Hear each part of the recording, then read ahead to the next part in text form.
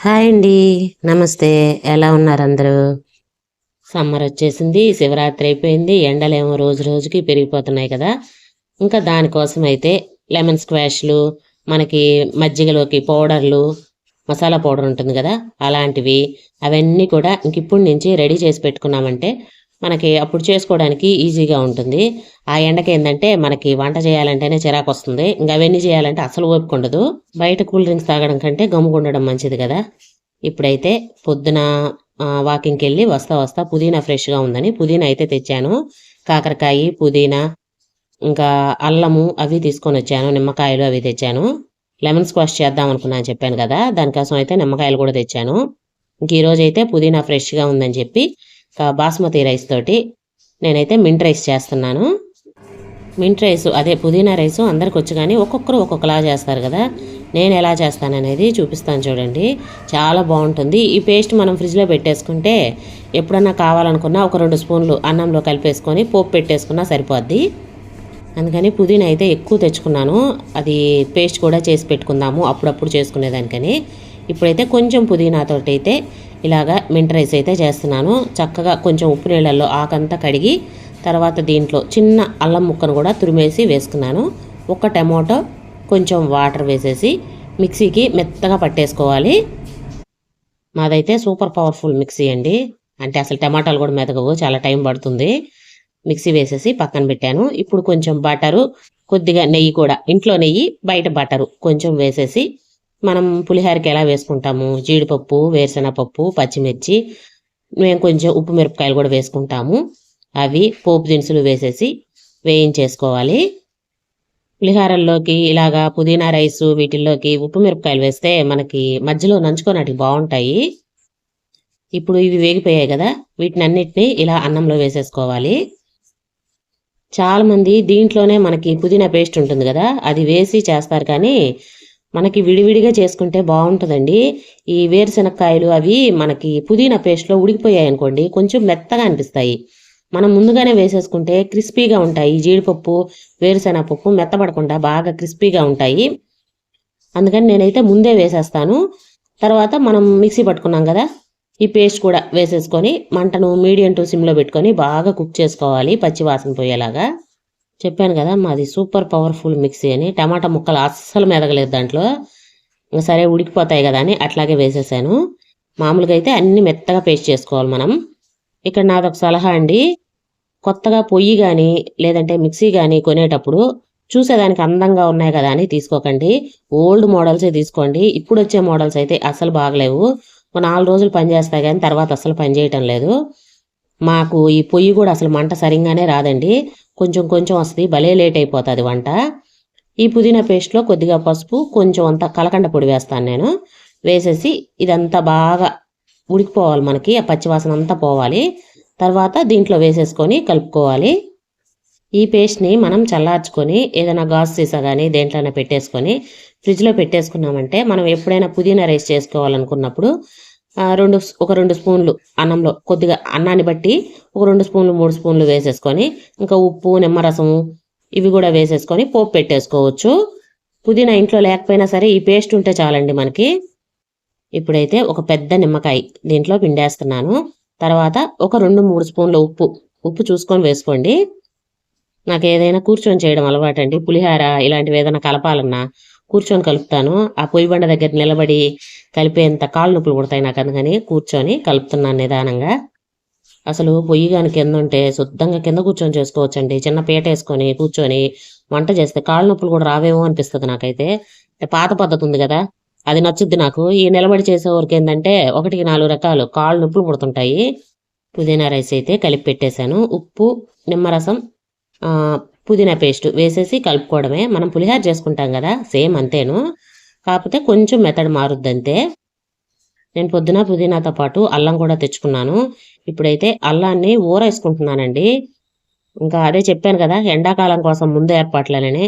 మజ్జిగన్నంలోకి, పెరుగన్నంలోకి మాకెక్కువగా ఉదయం పూట చద్దన్నం తినే అలవాటుంది ఎండాకాలము. ఉదయం మజ్జిగన్నం గానీ ఏదైనా తినాలనుకుంటే దాంట్లోకి ఇలా అల్లం అయితే ఊరబెట్టి పెట్టుకుంటున్నాను. ఇంకా ఎండలు ముదిరాయంటే మనకి అల్లం కూడా రేటు పెరిగిపోతుంది. ఇప్పుడైతే చాలా తక్కువ ఉందండి అల్లం రేటు. అల్లం అనే కాదు, కూరగాయలు కూడా అన్ని రేటు తక్కువగానే ఉన్నాయి. మొన్నటిదాకా మంచి రేటు ఉన్నాయి కానీ ఇప్పుడైతే కొంచెం తగ్గాయి కూరగాయలు అయ్యి. ఇప్పుడు ఏంటంటే మనము స్టోర్ చేసుకోగలిగిన అన్ని కొద్దిగా స్టోర్ చేసుకోగలిగితే ఎండాకాలం కూరగాయలు దొరకవు మనకు పెద్దగా. ఎండ ఎక్కువగా ఉందంటే కూరగాయలు కూడా వాడిపోయినవి అవి ఉంటాయి. అందుకని తెచ్చుకోగలిగినవి అన్నీ కాదు, తెచ్చుకోగలిగినవి కొన్ని తెచ్చుకొని స్టోర్ చేసుకుంటే మనకి సమ్మర్లో ఇబ్బంది లేకుండా ఉంటుంది.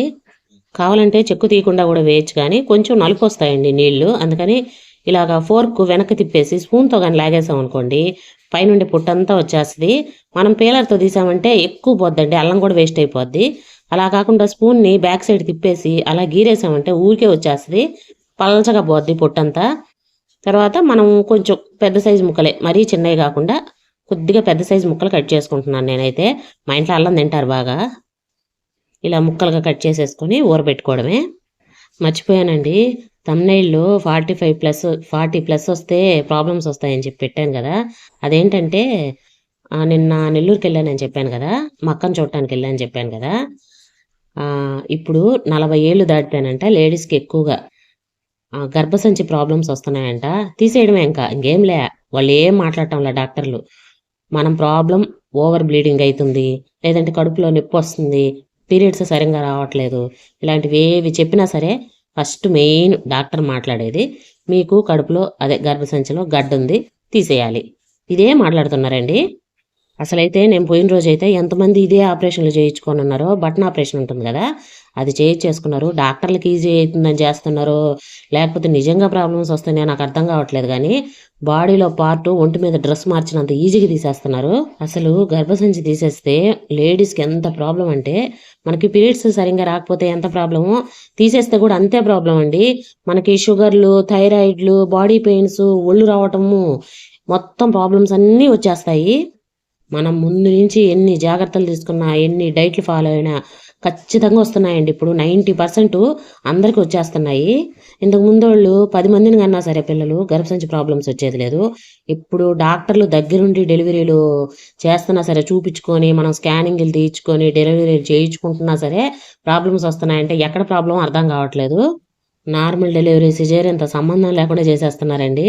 అల్లాన్ని ఇలా ముక్కలు కోసేసుకొని ఉప్పు వేసుకొని కొద్దిగా నీళ్లు వేసేసి ఒక్కసారి ఇలా తిప్పేసుకొని పక్కన పెట్టేసాం అనుకోండి, ఒక్క వారానికి చక్కగా అల్లం ఊరిపోతుంది. మనకి పెరుగు, మజ్జిగ వీటిల్లో వేసుకోనాటికి బాగుంటుంది. పిల్లలకు కూడా రోజు ఒక 2-3 ముక్కలు పెరుగన్నంలో కానీ మజ్జిగన్నంలో కానీ వేసి పెట్టామంటే వాళ్ళకి బాగా డైజెషన్ అనేది అవుతుంది. నేనైతే ఆల్రెడీ ఇంతకుముందు వీడియోలో కూడా అల్లం ఊరబెట్టేది చూపించాను, పచ్చిమిర్చి అల్లము అవి ఊరబెట్టేది చూపించాను. ఇది ఇప్పుడు వాడుతున్నదండి. నేను చెక్కు తీయకుండా చేశానా, కొంచెం నల్లగా అయిపోయింది, అందుకని చెక్కు తీసేసి చేశాను ఈసారి. ఇది మా అమ్మ పద్ధతి అండి. మా అమ్మ ఎండాకాలం వస్తుందంటే అల్లము, పచ్చిమిర్చి రెడీగా పెడుతుంది.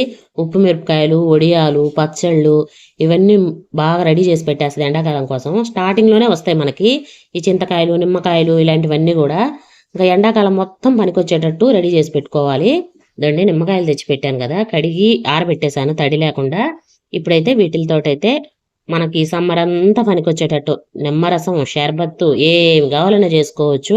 లెమన్ స్క్వాష్, సబ్జా సీడ్స్ వేసుకొని తాగుతాం కదా, గోందు కటోరా, సబ్జా సీడ్స్ ఇలాంటివి వేసుకొని దానికి అన్నిటికి పనికొచ్చేటట్టు ఇప్పుడు లెమన్ జ్యూస్ అయితే చేస్తున్నాను. అదే లెమన్ స్క్వాష్ చేస్తున్నాను, అంటే దానికోసం ప్రిపరేషన్ అండి.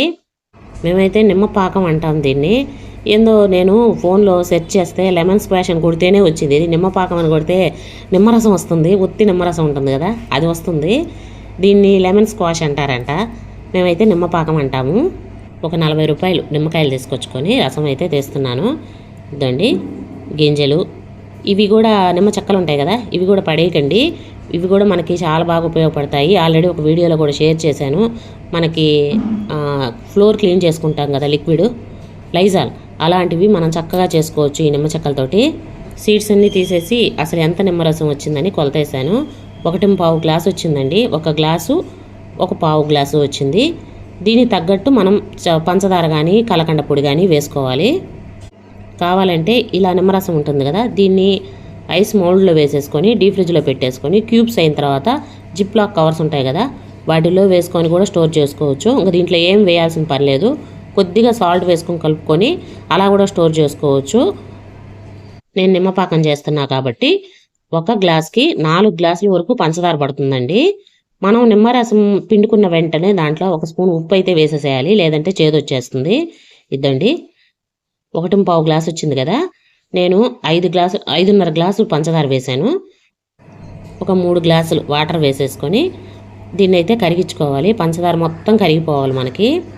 1 గ్లాసు నిమ్మరసానికి 4 గ్లాసుల పంచదార, 1 స్పూన్ ఉప్పు వేసుకుంటే కరెక్ట్గా సరిపోతుంది మనకి. ఇంకా మళ్ళీ మనం కలుపుకునేటప్పుడు ఏమీ పంచదార వేయాల్సిన పని లేదు. ఇప్పుడైతే పంచదార అంతా చక్కగా కరిగిపోవాలి. మీడియం ఫ్లేమ్లో పెట్టుకొని పంచదారని అంతా కరిగించుకోవాలి. ఇదేం పాకం రావాల్సిన పని లేదండి, పాకం కూడా చూపిస్తాను చూడండి ఎలా రావాలనేది. పంచదార కంటే కూడా పటిక బెల్లం బాగుంటుందండి. ఇంకా పటిక బెల్లం లేదు ఇంట్లో, పంచదార ఉందని దాంతో చేస్తున్నా. కానీ పటిక బెల్లం అయితే మనం 1కి 5 గ్లాసులు వేసుకోవాలి, అది కొంచెం తీపి తక్కువ వస్తుంది మనకి. ఇదైతే 4 గ్లాసులు సరిపోతుంది, కానీ అదైతే 1కి 5 వేసుకోవాలి. ఇదండి జస్ట్ మనకి గులాబ్ జామ్ పాకం ఉంటుంది కదా, గమ్మిగా అలా వస్తే చాలు. మళ్ళీ పాకం రాకూడదు, తీగ పాకంలాగా అట్లా ఏం ఉండకూడదు. జస్ట్ జిగటలాగా వస్తే సరిపోతుంది, చేతులు అతుక్కున్నట్టు వస్తే సరిపోతుంది. ఇది ఆపేసి చల్లగా చల్లారనివ్వాలి. అస్సలు వేడి ఉండకూడదండి, పూర్తిగా చల్లారిపోవాలి. పూర్తిగా చల్లారిన తర్వాత మాత్రమే నిమ్మరసం కలుపుకోవాలండి, ముందుగా చెప్తున్నాను. కొద్దిగా వేడినా సరే మనకి చేదు వచ్చేస్తుంది. బాగా చల్లారిన తర్వాత మనం నిమ్మరసం తీసుకున్నాం కదా, దాంట్లో ఆల్రెడీ కొద్దిగా సాల్ట్ వేసాము. ఒకసారి తిప్పేసుకొని ఈ పంచదార పాకంలో వేసేసుకొని బాగా కలిపేసుకోవాలి. గోరువెచ్చగా ఉన్నా సరే, కొద్దిగా 1 పాయింట్ వేడున్నా సరే మనకి నిమ్మకాయ రసం పోసే వరకు కొంచెం చేదు అనేది అనిపిస్తుంది తాగేటప్పుడు. అందుకని బాగా చల్లార్చుకున్న తర్వాత నిమ్మరసం వేసేసి కలుపుకోవాలి. నెక్స్ట్ వీడియోలో దీంతో మనము ఈ లెమన్ స్క్వాష్, నిమ్మరసము, సబ్జా సీడ్స్ వేసుకొని ఎలా చేసుకోవాలనేది కూడా చూపిస్తాను. అంటే టేస్ట్ ఎలా ఉందో తెలియాలి కదా, అందుకని నేను ఆల్రెడీ వడకట్టే పెట్టాను. కానీ పంచదార పాకంలో కూడా ఏమన్నా ఉంటాయని మళ్ళీ కూడా వడపోస్తున్నాను. నాకైతే ఇలాగా ఒక 3 సీసాలకు వచ్చిందండి. ఇంక ఈ ఎండాకాలం అంతా సరిపోద్ది నాకు. ఇదండి గాజు సీసాలు ఉంటాయి కదా, వాటిల్లో స్టోర్ చేసుకున్నామంటే మనకు బాగుంటాయి, ప్లాస్టిక్ సీసాల్లో కాకుండా. ఇలాగా 3 సీసాలకు అయితే అయింది. దీన్ని అయితే ఫ్రిడ్జ్లో పెట్టేస్తున్నాను. ఇవాళ వీడియో అయితే మీ అందరికీ ఉపయోగపడుతుంది అనుకుంటున్నాను. Thank you.